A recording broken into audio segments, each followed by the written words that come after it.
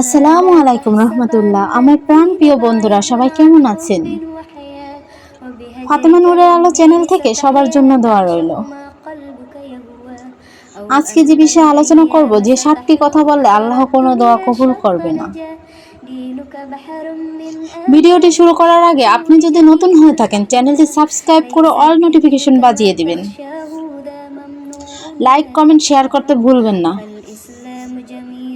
তাহলে জেনে নেওয়া যাক সেই 7টি কথা, যে কথা বললে আল্লাহ কোনো দোয়া কবুল করবে না। আজকে থেকে 7টি কথা বলা বন্ধ করুন, তা না হলে আপনার দোয়া কবুল হবে না। একজন মুসলিমের বলা উচিত নয় এমন কিছু বাক্য। ইবনুল কাইয়্যিম রাদিয়াল্লাহু বলেছেন, গুনাহ দোয়াকে ঠেকিয়ে দেয়, যেমন আগুন ও পানি একে অপরের বিপরীত। ভিডিও শেষে দেওয়া গাইডটা অবশ্যই পড়বেন, ওখানে দোয়া কবুল হওয়ার প্রমাণিত পদ্ধতি দেয়া আছে। এই 7টি কথা বলা থেকে অবশ্যই বাঁচবেন। 1. ওর চেহারা দেখো, কারো চেহারা নিয়ে উপহাস করা, আল্লাহর সৃষ্টিকে উপহাস করা। আল্লাহ বলেন, আমি অবশ্য মানুষকে গঠন করেছি সর্বোত্তম গঠনে, সূরা আত-তিন। 2. আল্লাহ আমাকে ক্ষমা করবেন না।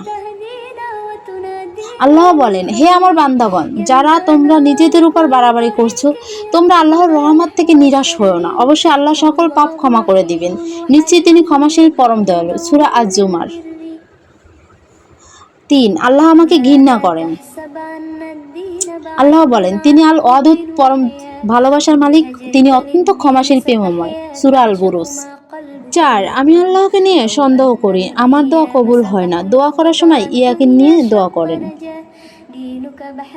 5. আমি কোনো কাজের নই, আমি মূল্যহীন, আর আমি তো আদম সন্তানের সম্মানিত করেছি এবং তাদেরকে স্থলে সমুদ্রে বাহন দিয়েছি এবং তাদেরকে নিয়ে যে উত্তর রিস্ক, আর আমি যা সৃষ্টি করেছি তাদের থেকে অনেকের উপর আমি তাদেরকে অনেক মর্যাদা দিয়েছি, সূরা আল ইসরা। 6. গালিগালাজ, বাজে কথা বলা, পরনিন্দা করা। রাসূল সাল্লাল্লাহু আলাইহি ওয়াসাল্লাম বলেছেন, একজন সত্যিকারের মুমিন বান্দা কখনো দোষারোপকারী, পরনিন্দাকারী হতে পারে না, অভিসম্পাদকারী হতে পারে না, অশ্লীল কাজ করে না এবং কটু ভাষায় হয় না। তিরমিজি 1977।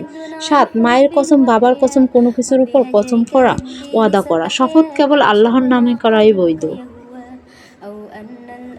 নবী সাল্লাল্লাহু আলাইহি ওয়াসাল্লাম বলেছেন, কারো হলফ করতে হলে সে যেন আল্লাহর হলফ করে, নতুবা চুপ করে থাকে, বুখারী 2679।